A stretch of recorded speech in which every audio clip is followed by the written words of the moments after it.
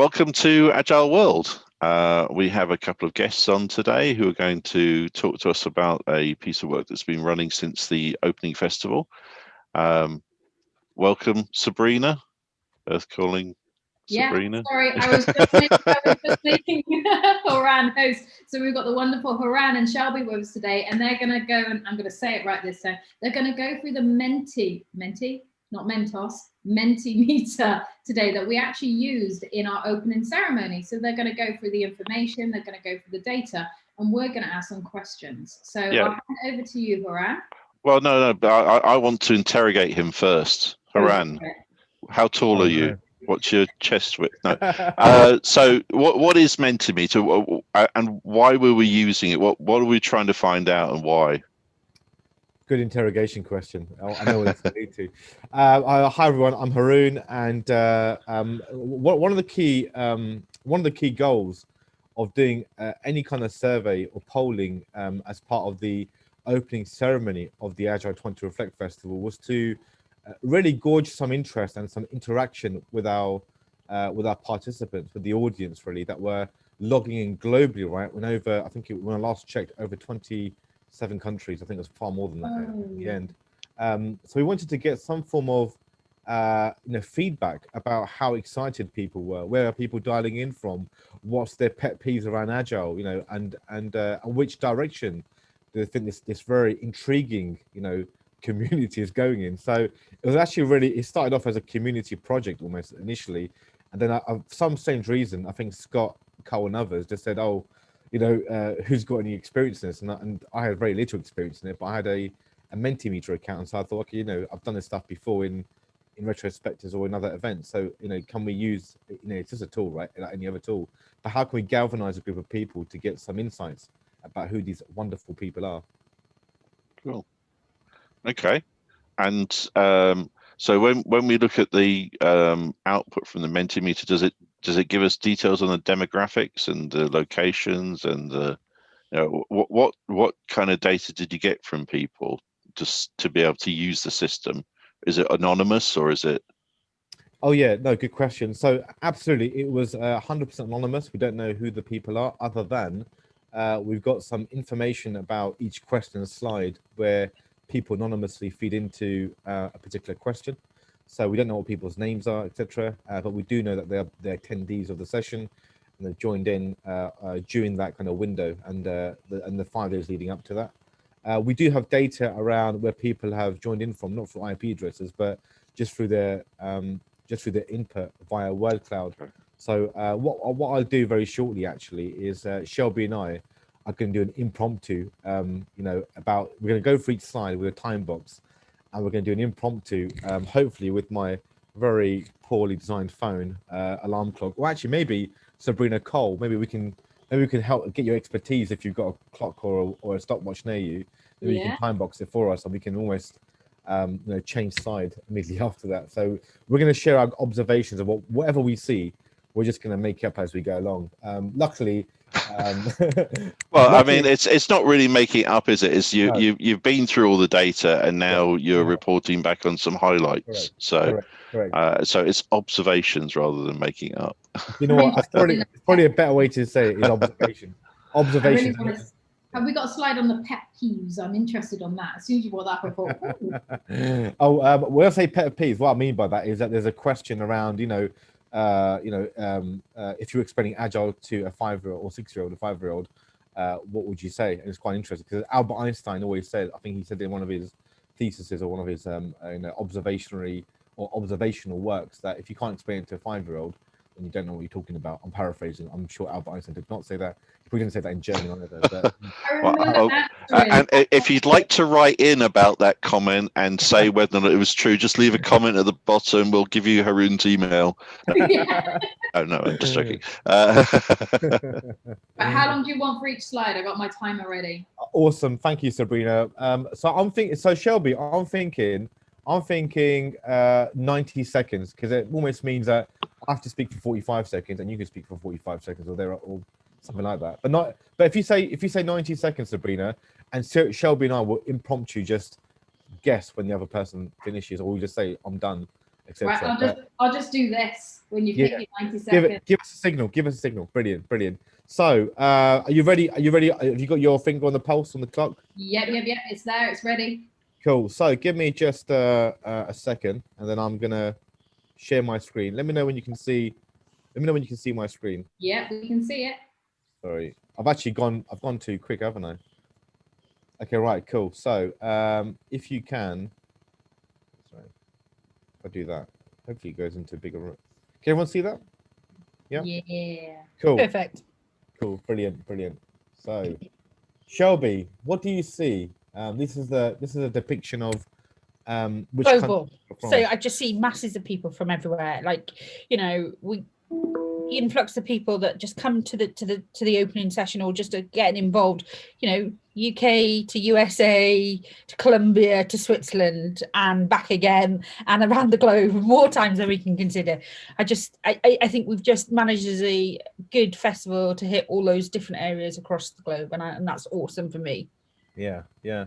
I think we hit all continents from looks of what I observe. But what really stands out for me is Canada, Scotland, India, UK, USA, Nigeria, Belgium. They because those letters or those words have been a bit bigger. What it means is that more people have written that down when they've actually fed into the word cloud. But there's a few anomalies. For example, United States is written down twice, like USA, United States, US America, US. UK is like United Kingdom, UK, England, and Scotland, etc. So I think there's but I'm so impressed by the different locations we've got all there from West Africa, we've got Kenya, which is East Africa, we've got Qatar, we've got loads of countries. Cool. I think we've even got Westeros in there. So whoever's the Games of Thrones person, I'm chucking a little bit of that in there. Yeah, lovely, lovely. We've got Lebanon, we've got. Is up. Cool. So next slide then, right? Okay, this is the question which I think we were just discussing a little while ago, which is if you had to explain to a 5-year-old child what is Agile, how would you explain it in one sentence? What do you see, Shelby? What's your favorite one that's coming up on the screen? So for me, straight away, I think it's communication. Yeah. So like working together, communication. I see a lot of enthusiasm, play, fun. But actually more than about the physical side of Agile. So, you know, working with teams, problem solving, focusing on small pieces of work, just do it, teamwork, responsibilities, mastering continuous change, with different ways of working, different mindset. Mindset's quite a big one that's jumping around in there. Yeah, I love that. Love that one. Is there a right answer? No. I wouldn't say so. Well, no, I'm just, you know, I'm playing devil's advocate here. You know, you ask a question of people, and it's interpretation, and everyone has their own interpretation. But is there a right answer at some point? I wouldn't like to say there is a right answer, because I think if you go from a right answer, that's textbook, isn't it? Yeah. Because I do feel Agile means different things to different people. The same way that different people love different flavors and different frameworks. Yeah. Well, for some reason I thought of iSolid, but I don't know why. But it is a different. I think it means different things to different people, and that's good. And I love that we've all got contrasting. You know, it's nothing by the playbook. Yeah. It is not one way that's different to any other way that's out there. I saw one that says fast fish, slow fish. I thought that was quite interesting. Wasn't it? There was another one which said a hawk on a cliff. You know, they had a metaphor, and I love metaphors. I'm a sucker for metaphors, by the way. So me too. I think to Karl's question, which is, I think they are all the truths. They are truths to people, and it's not one way or this way. But there's a shared theme there about flexibility, delivering value early and often.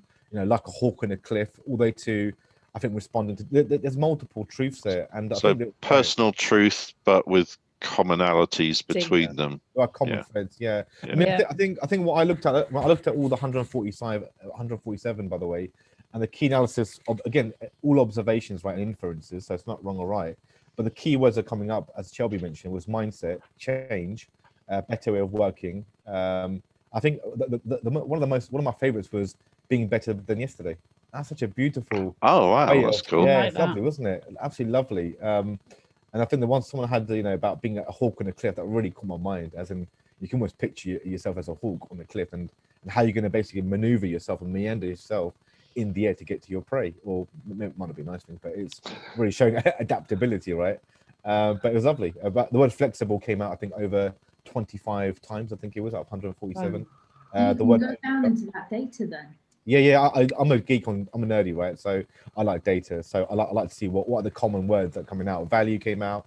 So this is interesting compared to business, because business will go saves money is quicker. Did that appear anywhere? There was a reference to delivering value early and often, I think it was, and doing what you need now. So there is some reference, you could say, but there was nothing about. I think there was a couple of a couple of observations about efficiency, and I think someone said the VUCA pill with chaos. Yeah, really funny. I've seen VUCA quite a few times popping in and out of there. I wonder what they kind of mean by that. That'd be good to drill down, because obviously, if you understand what VUCA means, how complex, it'd be good to get some insight into that. Absolutely. I think those of our listeners who don't know what VUCA or VUCA is, maybe Google and search it, or maybe it's not a Hoover, definitely. Maybe it is a Hoover, I don't know.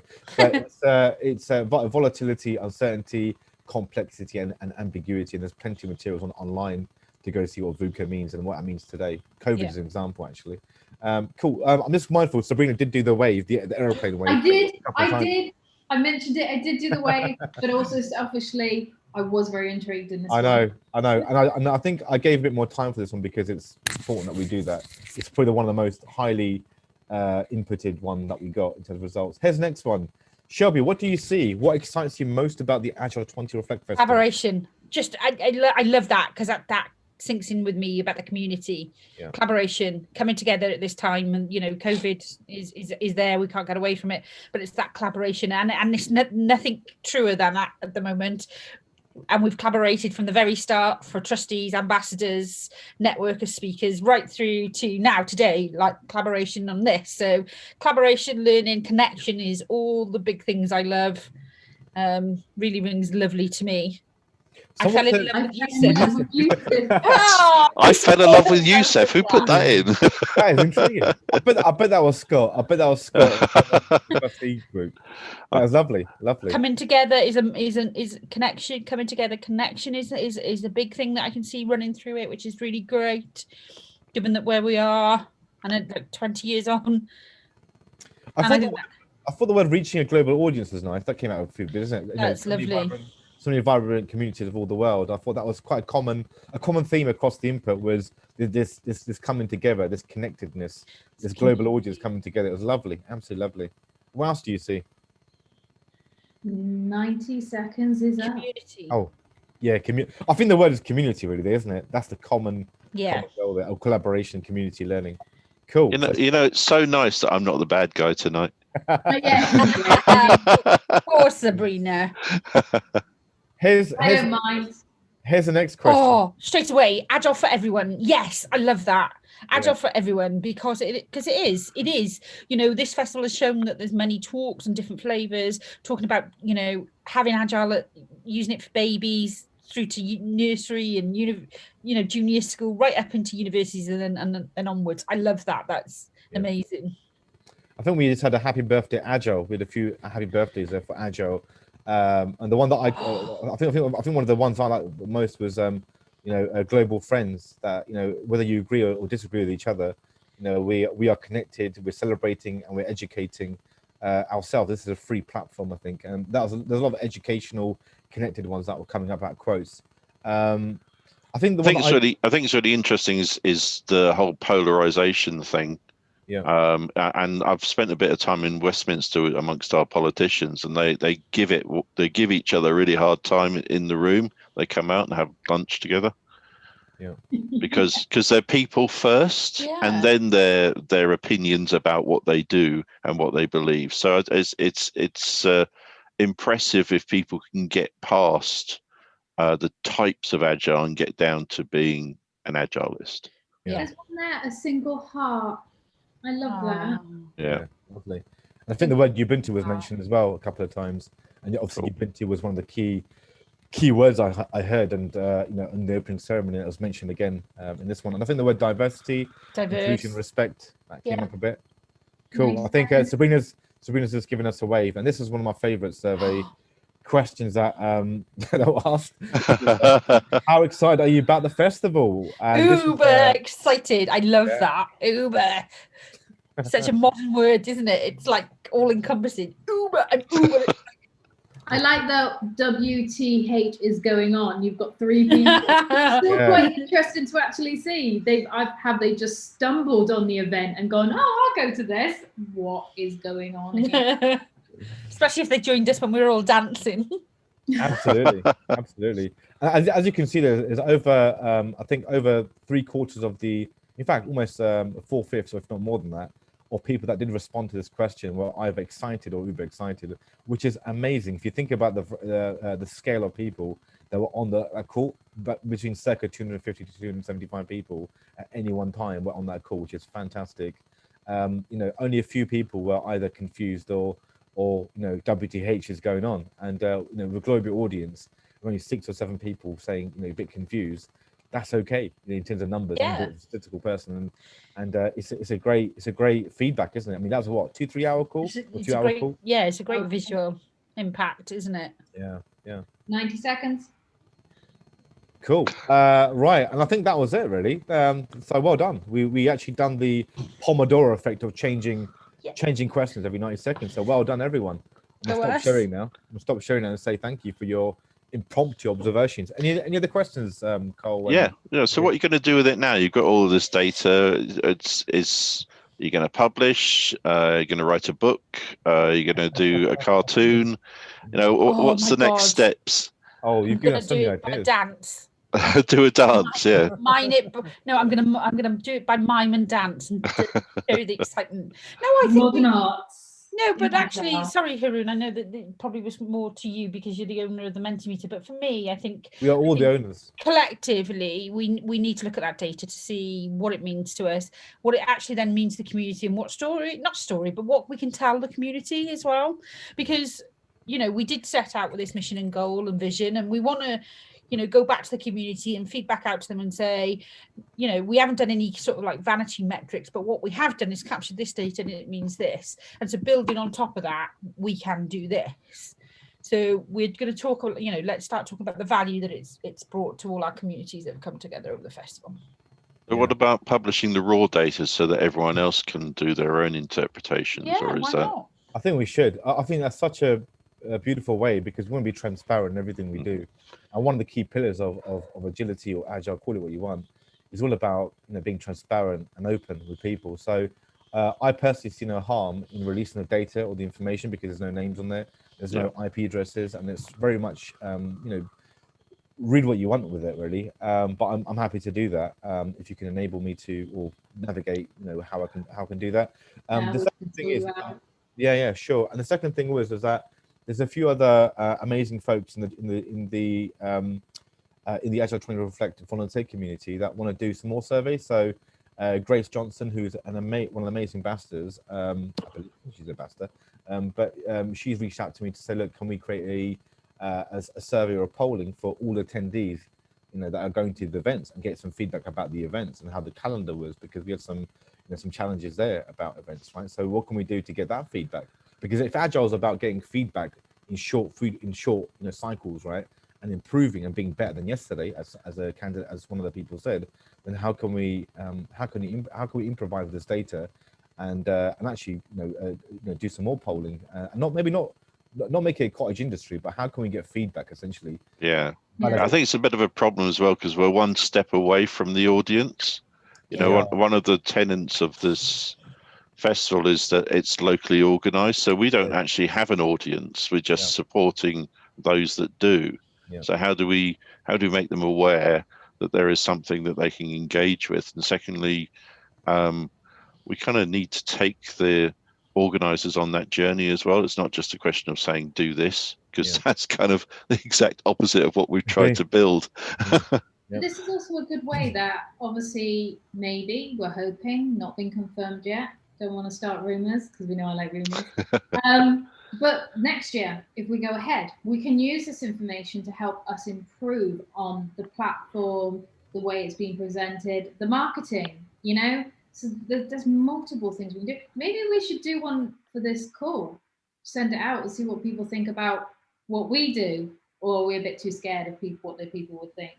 But, you know, the yeah, shut Sabrina up and Karl, or change the Yeah, we want new hosts straight away, please. No, but like that's a great idea. Like, you know, we should be just going out and constantly getting feedback to iterate ourselves as a festival, as trustees, as organizers, as all of it, because how else are we going to adapt then to the changing circumstances? Because let's say next year we are back in a world where we are back in offices and it's people want to meet face to face, we then have to course correct again because it's no longer an online platform. People will want that interaction in, say, a conference unit.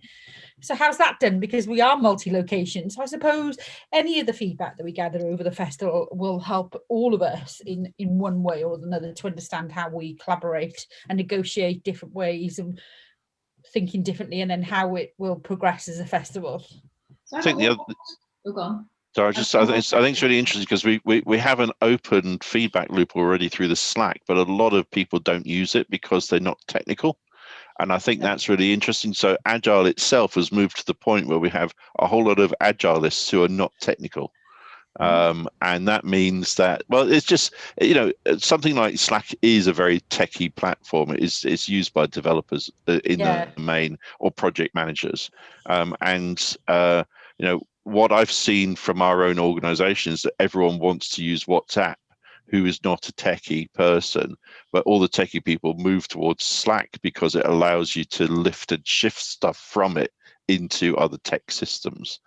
So how do we bridge that gap as well? Because, you know, everyone gets feedback forms to do, and the percentage of responses to them is usually quite low. I think we got a very good response to the Mentimeter because we asked them as part of the opening ceremony. But, you know, usually you get two types of people that respond to feedback forms. One, people are already very angry and really want to give an opinion. And then people who just want to be helpful. But in between, you get like the meh group who are like, I'm not really. That was a good thing about it. It was something different. It popped up on your screen. It just asked you the questions. It was a very different platform. I like this. The question I've got though is that presentation that you just showed us. Did Mentimeter create that, or did you have to create that yourself? Oh no, I just Mentimeter just containers, right? So you can feed it whatever question you want, and you can create different types of questions. For example, there's certain questions which was word clouded, right? So meaning whether the respondents put in, it will create a word cloud, and the word that people use most, it will basically emphasize that in the center of the word cloud. Hence, when we use which country you're from, you know, the word Scotland, UK, United Kingdom, USA, India, Canada popped in more because that word was used. Although there were some people that were saying United Kingdom rather than UK. So it just basically amalgamates that data, and it presents it in such a fashion that it's easy to do. It says it's really more of a presentation feel and real-time feedback. And that's what I like about it. But remember, there are other tools available, and it's just a tool. There are. There are other tools available. You could use this one. Which is right. I mean, and on a separate note, I'm useless. I love Slack. I mean, I do love Slack, but I use it all day in work. And so then I've been one of those ones that then have pushed against our Agile20Reflect Slack, just because I have so many chat channels in my own Slack for work. But I should jump on it. That's naughty of me. But yes, there are also other tools as well for that. Many tools, right? I think, you know, we during the organisation of this, we a lot of us have had real problems in finding one tool to communicate in, and what we found is that we've coalesced around two or three. I still get emails from people about organizational stuff, the people that don't use any of these live systems. So just have to work out how best to communicate. But the most important thing is that we are communicating, not how we're doing it. Yeah, totally. I agree with that, Karl. I think that's right. That underpins everything, regardless of what tool you're using. That communication.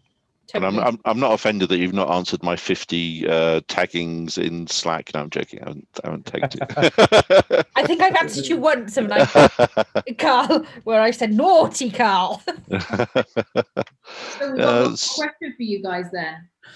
We just had the weekend, our first weekend for Agile20Reflect. Did anyone go to any really good sessions, any good events? Yes, I went to one. I went to a very good session held by some very lovely people called Karl Smith, Sabrina Bruce, and stuff on dyslexia, and it was nice to go on there to actually say, you know, yes, I got it, and this is my, you know, well, it's not an impairment, but this is what I have, visual dyslexia, but you know, sharing a commonality with all those people, and the power then of seeing, you know, how they use it, how they coped. It was a really awesome session. I shed a little tear. It was awesome, guys. So well done. You got to meet my husband. He was raving about you after the call. Going, I got to meet Shelby. I did. I was like, Leon, that's my husband, by the way, Leon. I was like, oh, I met Sabrina's husband virtually. Oh, lovely. He was like, I don't know what to say to you half the time. He doesn't know how to deal with me some days. Yeah, no, it was beautiful. So it was beautiful to jump on and have, you know, an understanding and talk to people about what our other skills are and what it means to us. And, you know, those of us that, you know, do suffer with dyslexia, when we came out, what support we had or hadn't had, or was it our first time to admit it out loud, which was mine. So yeah, it was just an awesome, it was very enlightening and very offloading for me. I come away and had a little sob and was like, why wasn't that around 10 years ago? I could have just offloaded. Oh, yeah, no, it was a great session. I think more of that needs to be mental health, dyslexia, whatever conditions, just not need to be a commonplace. It can't just be something that we have a side conversation about anymore. I think it's the interesting thing for me is that until I wrote my book and put it into my book, I'd never declared that I had dyslexia to anyone. I even, when I was offered help at university, I turned it down. Yeah. And I think that's because it's seen as a negative.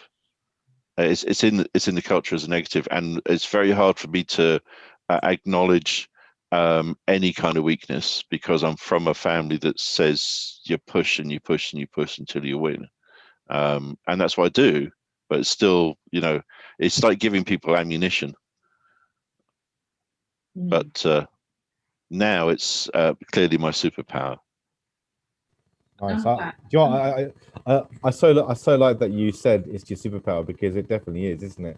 I think it really aids and assists us. You know, people see them as I think the word is I think people call it as, you know, educational disabilities or etc. But I think to reframe that conversation and say it's okay, you know, to have certain, you know, aspects of our character or of our education or of our learning abilities, it's actually a superpower and not a negative. And I think it's good to reframe that. And I always tell my nephew, who's got he's on the higher spectrums of the autism spectrum, that it's an absolute superpower. I mean, he loves mazes, he loves riddles, he loves to uncode stuff, right? And I think it's fantastic. I think it's beautiful to embrace that, to embrace diversity, neurodiversity, physical diversity, or, you know, culture, race, religion, etc. And we really need to embrace it more, I think. It's all the different facets of humanity. I mean, I actually am a qualified teacher, and I actually have taught in a special needs school. And what I found was that the special needs training was for me as a teacher, not for the children. It was to enable me to understand how best to serve them to learn. That I needed to learn how to reprogram my teaching lessons to actually service them effectively. And that's a really good learning, I think, is that the world needs to slightly adjust to be more accessible to humans. I can imagine you as a teacher as well. I know you've done it, but now thinking of it, I can actually imagine you as a teacher. So, Haroon, have you been to any events? I have. I've been to 3. Well, it'll be 3 by today. Actually, 4 by today. There's 2 on today, and I'm actually so looking forward to both of them. One's about visual thinking by a good friend of mine called Shelby. He's based in Belgium, and he's an absolute star. He's got a session called "Make Yourself Heard," using visual language. It's very powerful stuff. He's a storyteller globally. And the other one is by an amazing guy called, so it's called Visualize and Iterate Your Roadmap using a strategy map. And that's by an amazing guy called Craig Coburn, who I thought was related to Alistair Coburn, but I think he always says in the start, doesn't he, that he's not related to him, but he's quite flattered if he was or something like that. But he's doing some amazing stuff on strategy and roadmap, and I love his talk. So he's doing that. I went to a panel discussion last week, and the famous Saf was facilitating with 3 I would call agile giants. One of my favorites, Joanna Ruffman, who does amazing stuff right in the agile community, and Lisa Adkins, who's like I would call as the queen of not only agile but of agile coaching. So she wrote a book about coaching agile teams, one of the first books I ever read about agile actually. And Tobias Mayer, who's a good friend of mine and my sensei. I call him my sensei because I normally kind of ask him to go to all his workshops as I can, and those 3 had an absolute blast, and if you ever want to learn about facilitation and your agilists out there, I thought that was almost one of the great benchmarks about self-organized facilitation. And Saf, as you know, he's an absolute star at doing that. But they also touched upon the educational system, and I thought that conversation was so deep that I could have been there for 3 hours and would have noticed. But it was beautiful. So if you haven't got to see it, there's a recorded version of it, I think, already available. So it's absolutely amazing. Really? But it's just a testament to this festival. I feel that there's so many different, intricacies and these different little mazes everywhere, right? You want to learn about Agile HR, go to this talk. You want to learn about this, go to that talk. And I think the plethora of themes coming out the festival is unheard of. It's absolutely amazing that it's over 700 events. Cranky, it will take you almost 2 years just to catch up with them. Something like that. So it's going to be absolutely amazing, and I'm so happy that I'm part of it. I'm so happy that I'm a participant, just on the seat of my seat, edge of my seat sometimes, just listening to these conversations. It's absolute gold dust. These are going to be quotes from all of these talks, right? From Karl's talks, from your talks, Sabrina.